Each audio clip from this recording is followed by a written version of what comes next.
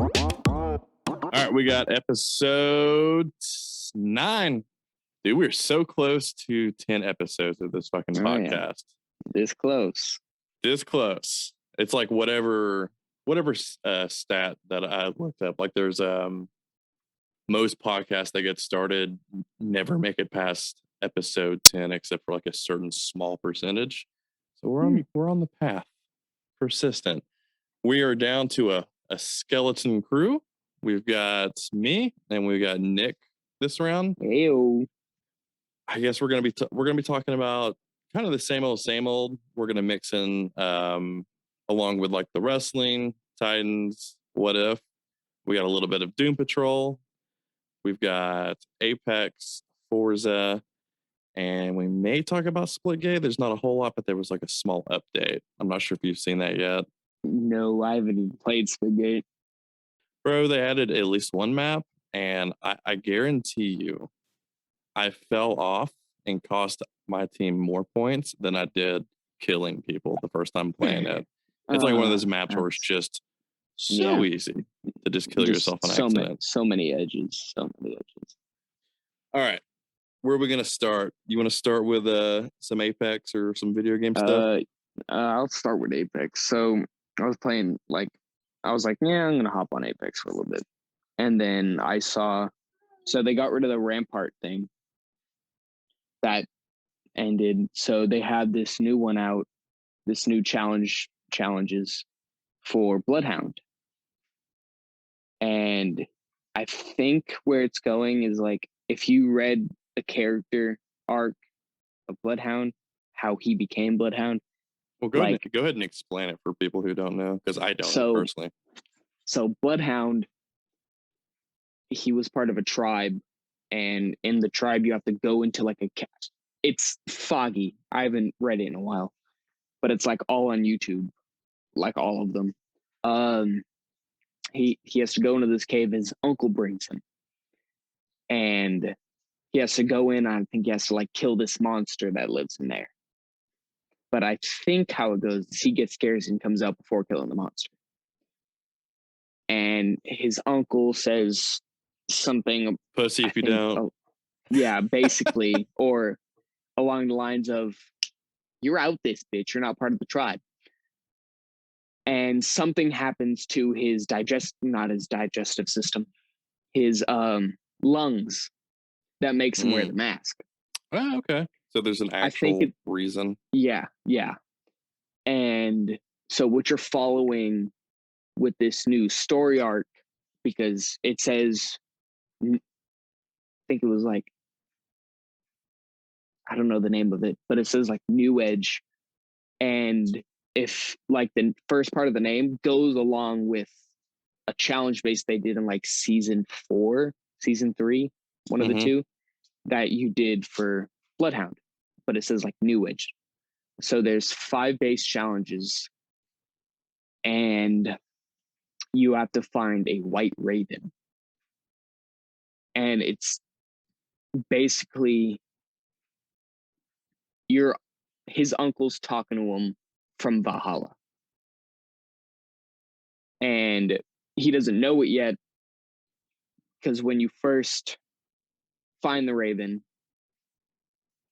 it says something, and then you come back to the loading screen, and there's a white raven sitting on the loading screen, and you click on it, and Bloodhound says, "Is my uncle talking to me from Valhalla?" But you can't do, but you can't do all 5 challenges at once. So, okay, how do you find this? So is it just while you're playing a game or something? So when you're on King's Canyon, I think it is. I think it's King's Canyon. So when you load up, you have to be Bloodhound to do these. So you'll open up the map when you first go in, and there's going to be like a yellow circle that has a raven in it, and you have to find the raven within that circle. Okay. Like when I did the first challenge, I found him immediately when I landed. I left my team in the back because I didn't worry about them, because I was just worrying about the raven.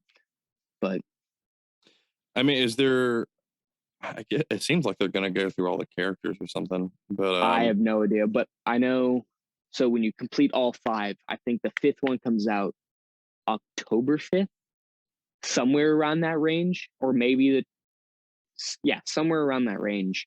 And when you complete them all, you get 3 Apex packs, but they're Okay. rarer, better, and it's everything to do with Bloodhound, and it can't be duplicates.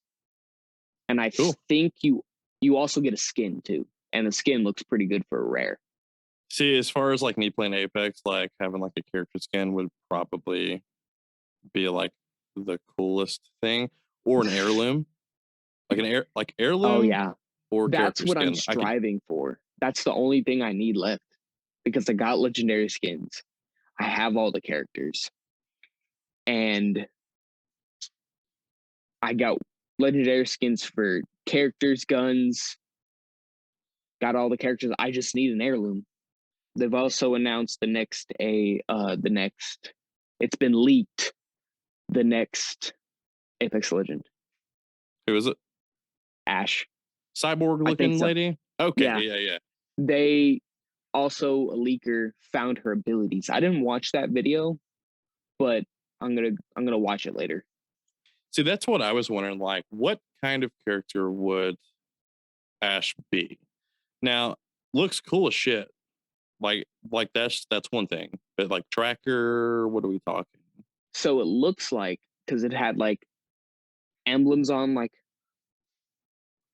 how you see Wraith, she has the 2 portals and stuff. Mm-hmm. It looks like when it was on there, she could do that and something else. Okay. I mean, I guess like that fits in. Like, I've not really seen that character really do anything besides be on like the arena screen and the Yeah, drop screen and stuff like that. Like, I just know she looks cool, but yeah, like in my head, I'm like what kind of character? Like, but that would make sense if she was something along the lines of like being like Wraith related. yeah, yeah. If you ever want to watch the story arcs on them, if you look up the Apex Legends story arcs or history, Mm-hmm. it'll tell you. Like, I know Octanes, I know Revenants, I know Lobas. Lobas and Revenants actually coincide with each other. Yeah, I feel like to some degree they usually collide with one of the characters, Yeah.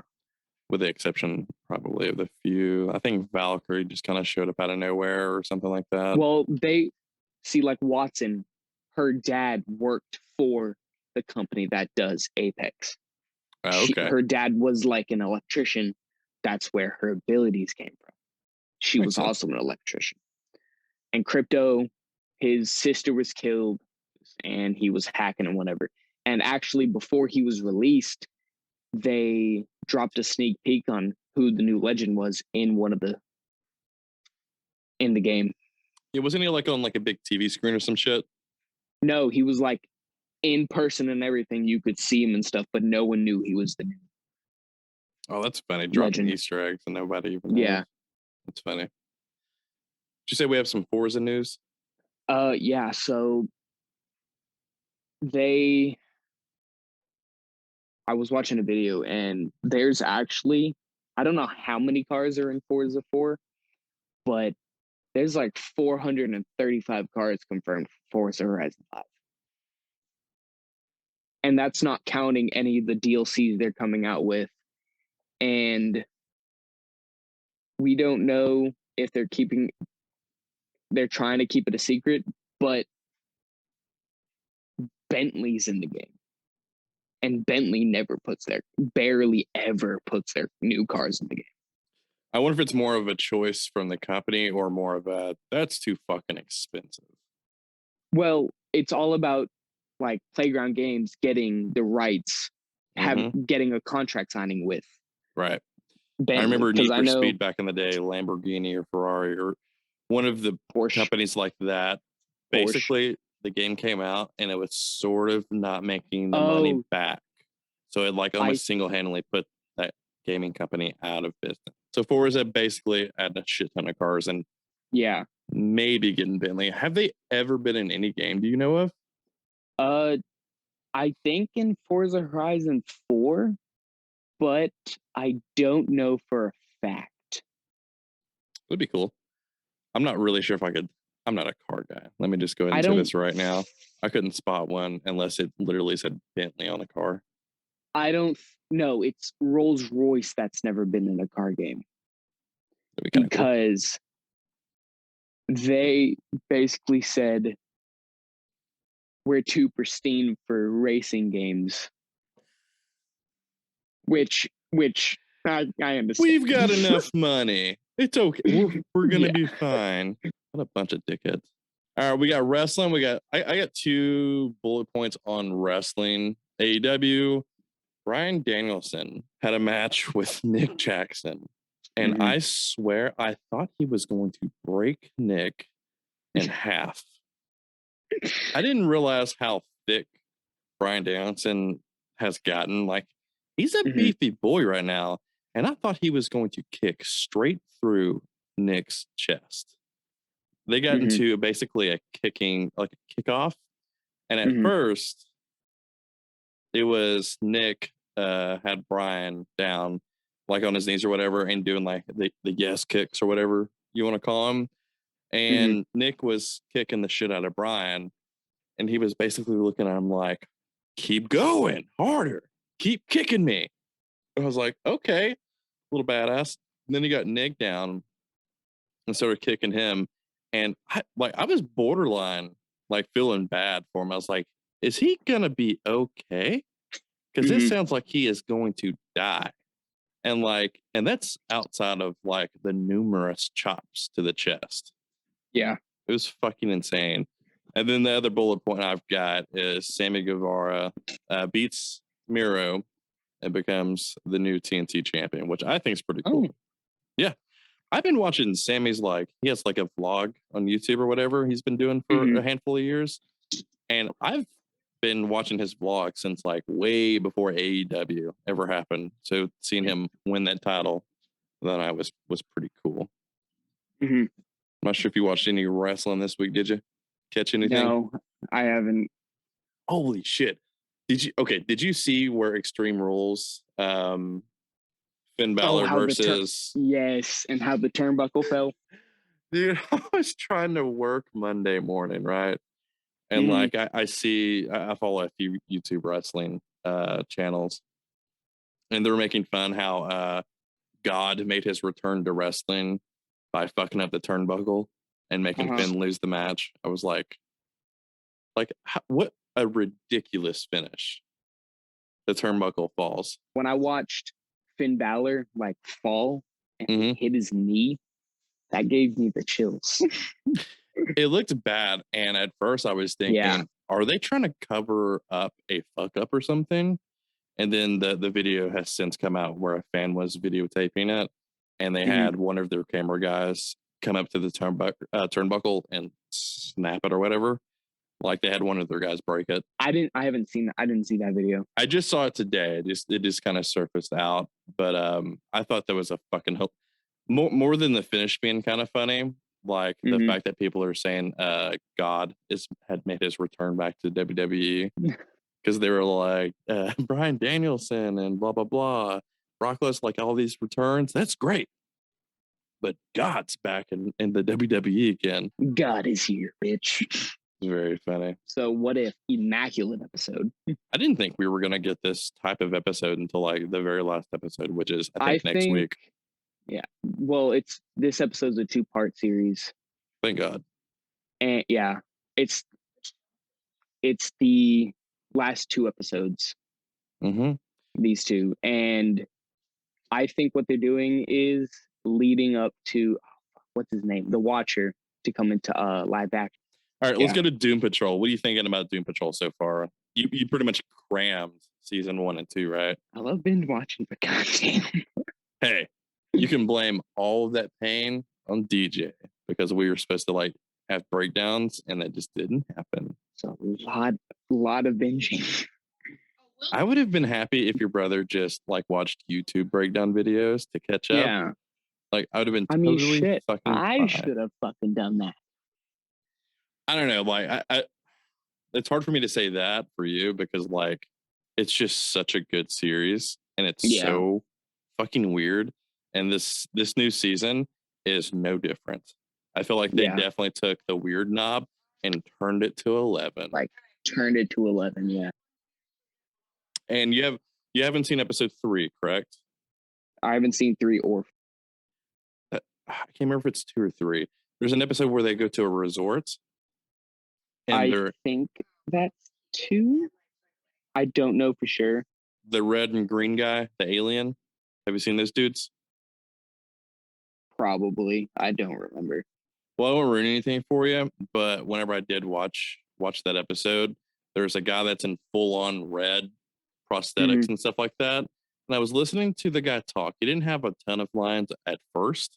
I was like, why does he seem so familiar? And then it finally hit and I screamed, "It's a hobbit!" And someone was like, "What?" I was like, the fuck are you the talking red guy. about? It's Billy Boyd from Lord of the Rings. I think he's Pippin. Yeah, he's Pippin from Lord of the Rings. And sure enough, it is. I mean, I don't want to ruin like too much for you, but this series is fucking phenomenal so far. I mean, the whole season so far is them kind of coping and dealing with the fact that Niles is dead. Yeah. And he's been such a major part of the whole series. Like, literally, they're disfigured meta humans or whatever they call them in the DC universe because he set up the events for them to become so. So, yeah, like, I think season 1 was really introducing. I really liked how they introduced everybody. Yeah. How they basically gave them their own episodes. Mm-hmm. I really like that. And I really wish they would have done that with some of the Titans. Like Robin, he maybe got an episode. Gar, Raven. I will say Titans was kind of like the first, because it was like the benchmark. It was the benchmark of DC shows. I think it was the first show for DC whenever they were doing their streaming platform. So that was like, you know, what other super team from DC besides the Justice League are you going to make a show about to make people go, hey, I want to see that? And Doom Patrol was really kind of like second. Like, not a lot of people know about the show. And even whenever you look online, there's not a lot of people like doing video breakdowns, Easter eggs, etc., which is a shame because the show is so good. But I feel like it's overlooked. Yeah, it's overlooked, but it was a blessed spot for that show to be in at first because it allowed the creators to kind of just go wild, like taking a comic like that, knowing that it's weird and fucked, and then it seemed like they didn't have any rules or regulations when coming up with that show. So now that we have, I think it's like Grammy nominated now after the second season. So like it's winning awards and shit like that. So like now people are paying attention to the show and going, what is this? And then since they did such a great job of introducing all of the characters, fleshing out everything, and building this weird fucking world that they exist in. Basically like building from like cinder block from cinder block. Exactly. And someone did correct me in a comment on one of the whatever episode it was. Whatever episode we talked about Doom Patrol for the first time. I watched them good. They're actually in a whatever it's called, like a different, like an alternate universe from the movies, the CW show, and all of that stuff. Okay, Doom Patrol, just a sign off. The fucking show is still great. Episode 3 and 4. I'm on 4 right now. It's literally on the TV screen. But like 3 kind of leads into, I feel like, what the major chunk of the rest of the season is going to be. It introduces the character that randomly came out of the grounds, whatever that character is, whatever her name is. I'm guessing she's going to be the big bad of the season. Yeah, probably. Like, she literally just walked downstairs and what's her face? I was just like, who the ever living fuck are you? My favorite part of this series so far is whenever that bitch gets out of the whatever vehicle she was in that popped out of the ground and she just starts peeing for like a solid 20 seconds. Oh, yeah. Hey, sometimes you gotta pee. When you gotta go, you gotta go. But could you imagine being the gotta go. actress shooting that scene, acting like you're peeing? Because you know that wasn't like a one take thing. Like Oh, yeah. there was like multiple takes of her acting like she's pissing on the ground, which is fucking hilarious. Or, I mean, you never know. They could have done it in one shot. Could have. You know, I am no actor. All right. Nope. What if the? Whew, go ahead. You take this one away. You start talking about what if, because it was a fucking doozy. It was such a good episode. I really like how through the episodes you can see them noticing what's his fucking name? Watu the Watcher. Watu. Yes. Yep. You see them starting to notice Watu and whatnot. And then in the Doctor Strange episode, he goes, "I see you, bitch." What actually ticked me off was how easily they showed how easy Thanos could have been killed. Why didn't Vision just do that in the first place? I have a theory about that actually. With him killing him so easy, Mm-hmm. I think what they're trying to do throughout the series, because up until this point, the Infinity Stones were the end all be all of the MCU. So, what better way? Because at this point in the movies, we're moving on, right? Yeah. We're moving on to this multiverse thing. Like, we have to diminish the Infinity Stones so they don't seem like the end all be all anymore. But like that started with like Loki, as they were literal paperweights to the TVA and stuff like that.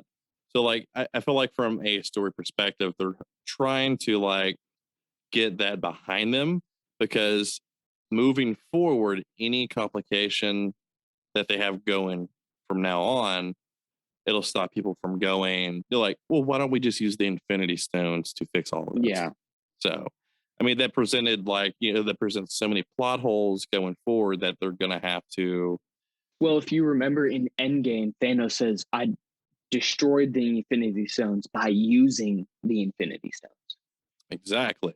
But now what we have is a multiverse where there are endless supplies true. of Infinity Stones. So, Yeah. I think that's what they're doing. I also thought it was pretty nifty that when they did kill Thanos, that he cut him in half. So, and precision 50-50. So like complete balance. So I thought that was a smart ass thing for him to do. There was an Easter egg that I really liked.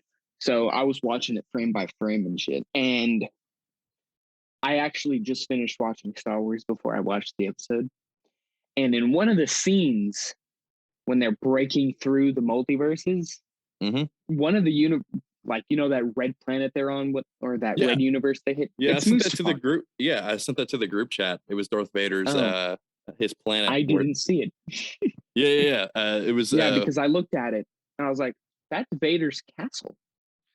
Whenever I was watching it, I was like, I couldn't really call all the places, obviously, but like whenever they got to that part, I was like, why does that look so familiar? And then I saw that TikTok that that's why I went through that part frame by frame. I was like, that looks familiar. And it's not so far-fetched because Disney owns Star Wars. There's actually some news on Star Wars. I don't know if it's rumors or not, but we'll go ahead.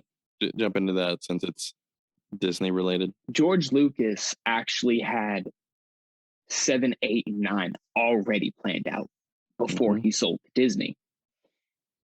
And I think they're thinking about using that and still using the gap. Please, for the love of God, just get rid of 7, 8, and 9. Especially 8. Especially 8. I mean, like, it had been such a long time since a Star Wars movie had come out, and I was just excited. 2005. I was just excited to see Star Wars again. Yeah, 7 was all the... But as somebody who has seen Star Wars so fucking much, I couldn't help but walk out of the theater on each of those movies going, that kind of felt like a carbon copy of something that I've seen already. Yeah. Like, I swear to God, I've seen this before. You had this okay. So like when you watch the Star Wars movies, the new the sequel trilogy, you like for me personally, I leave the theater going, Jesus Christ, that just seemed like there were too many fingers in the pot. That seems like executives. So whenever Mandalorian came out, I was like, this is it. I can get my head on this. Yeah. It not only looks like Star Wars, it feels like Star Wars. It's almost like there wasn't too many fingers in the fucking pie whenever this was being made and produced. It's it's not like they're trying to throw a Jedi at you like they did with fucking Rey. They're not throwing Rey in your face being like, this is the last Jedi. This is who we're ending the story with. No, no. Don't accept it. Don't accept it. I feel like if they just decided, like if Disney just decided, hey, look, episode 789 doesn't exist anymore. That is Thank God. non-canon. This is a non-canon, and we're gonna reset the whole universe and start over. I do believe most people would be okay with that idea. They'd probably be happy. So actually, I think if I remember correctly, they are coming out with another Star Wars movie. But it's 500 years before episode 1. I'm all about it if they do it right. And for the love of God, like I know that this wouldn't happen because it's before Skywalkers and whatnot. Make all new characters. I don't even want to That's see what they're doing. Yoda. I don't even want to see Yoda in these movies. It's around the time Yoda was being born. Well, you got to realize in episode, whenever Yoda dies, he was 900 years old. Right. Technically, he would be alive, I guess. But like, But he wouldn't be the Grand Master. Well, this is what's crazy. It's a universe. It's fucking big. Yeah. We've seen multiple like shows at this point where we didn't see all of these main core Any characters. Yeah. Yeah. Give me a down and dirty Sith and Jedi trilogy or something. Like I don't really care. I want to see one where it's before the rule of 2. Yes. Give me a Sith fucking planet. There actually is one. Yeah. Fuck. Bring that back. Use it. I can't remember the name of the planet. Korban. Korban. Okay. Korban. I have heard of that. It is originally homeworld of the Sith species and sacred planet for the Sith Order, housing the tombs for many ancient and powerful Dark Lords. Because I think if they use the time era where the Siths didn't have the rule of 2, and when the Jedi weren't fucking peacekeepers, I think that would go excellent. Because when the Jedis first started out, they weren't civilized. They didn't have lightsabers. They basically used, it was like the medieval times. They had swords and staffs. I think it was. Holy shit, my Star Wars knowledge is actually coming in handy for once. Here's something that most people wouldn't see coming. Give me a series, Star Wars series, set in that time period where there are no main character. Think of Game of Thrones. We have these plethora of characters. That would be a great idea. All of these stories are being told in these episodes all at once, and we're all waiting for them to start like interweaving with other characters. Like Game of Thrones, there are numerous characters outside of like Daenerys. She like intertwines with Jon, and Jon intertwines with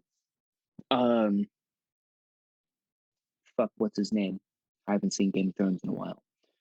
Well, my whole point is that there is this big cast of Game of Thrones characters where a lot of them never one time you saw on screen together, right? Yeah. So give me a vast cast of characters. Give me, like we'll have starting points. We'll have the Jedi Order. We'll have the Sith planet. We'll have, a bounty hunter clan. We'll have Like jump from smugglers. The Sith planet to Mandalore, jump to the Jedi origin. I don't know the name of that fucking planet. Yeah, but give us all of these groups. Yeah. And then see how Give us everything plays more out. More people to fall in love with, like Game of Thrones did. Mm-hmm. Because we had all those characters out there. And it's not like how in the Star Wars saga, we had one main character. Technically 3, but I only counted as 2. All the movies are about either Luke, the rise and fall of Anakin or the rise of Luke. Like, yeah, I don't want that. We've seen that. And yeah, for the God's rise sakes, and fall of Anakin and the rise and fall of Luke. Yeah, that was basically all it was about. I don't want to get on another fucking sequel trilogy tangent. But yeah, I think that is a great idea. I think what they're doing with the TV shows right now with like Mandalorian, that's really cool. Great. The Book of Boba, that's going to be really cool because that's going to satisfy. Wait. Yeah. This is decades and decades of people waiting for something Boba Fett. So I personally cannot wait for that, and it's in good hands. But yeah, if we're gonna go back that far, so basically it's gonna be a hard reset. Fuck it, put Yoda in. I don't give a shit. But a hard reset on everybody else. I don't want them to write in somehow a Skywalker or whatever. If they do bring in Yoda, in the contract, George Lucas said, if you do anything with the Yoda species, I have to be involved. Is that true? And they said, yeah, he's involved with Baby Yoda in Mandalorian. Okay, because he said that no one's allowed to touch the Yoda species unless it's me or somewhere around that. And they talked to him about it, and they were like, "Come to me with your ideas, and I will let you know if it's a good." Technically, you let me know your bullshit, and I'll send it another way. I do like the idea of George Lucas being around and having, like, not really him having say so, but like, his input, because it is very valuable. It is his life's work.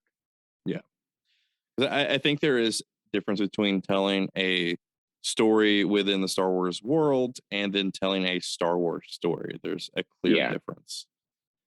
But yeah, I'm good with that show. Give me a Game of Thrones, Star Wars. I'm all for it. Book of Boba's coming out soon. I think we've pretty much hit everything. I think this is going to be a quick little episode. All right, call to actions. If you're watching this on YouTube, check out the links below. That'll get you to our Spotify. Follow, download the episodes. And Spotify's doing something really cool now. I think it's in beta. But actually, if you look at our last episode, it's letting us create a Q&A. So we could post a question and then the viewers can give us their answer. And then a separate thing where we have a poll. So the poll last time, it let me add multiple options, but it's only showing 3. But my question was, who is your favorite Robin? So, and I listed 3 Robins. Could they drop us a question and we could answer it? Yes, I think we could do that. And also, I'll have to figure out the link things and also start adding those to the bios. But we distribute our audio version of the podcast through Anchor, and that's who puts it on Spotify and Apple and stuff. But there is a link that I can put in the show description where people can send us in a audio voicemail and ask us questions or just tell us a story or a knock joke, whatever you want to do. And do whatever you want to do. Just give us feedback. Yeah.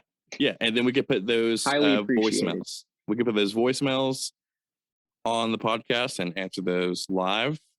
Oh, so that's pretty cool. But if you're already listening to the podcast in audio form, check the bio. That'll get you to the link to our YouTube. Go follow and subscribe there and hit that bell. Like you said, if you guys got any questions, let us know. Yeah, hit us up. Any kind of interaction is very much welcome. Highly appreciated, dog. Once you hit that bell on YouTube, you'll be notified whenever we go live, because we'll go live and do streams, playing video games, Splitgate, Apex, kind of whatever we're into at that point. Yeah. Come join us.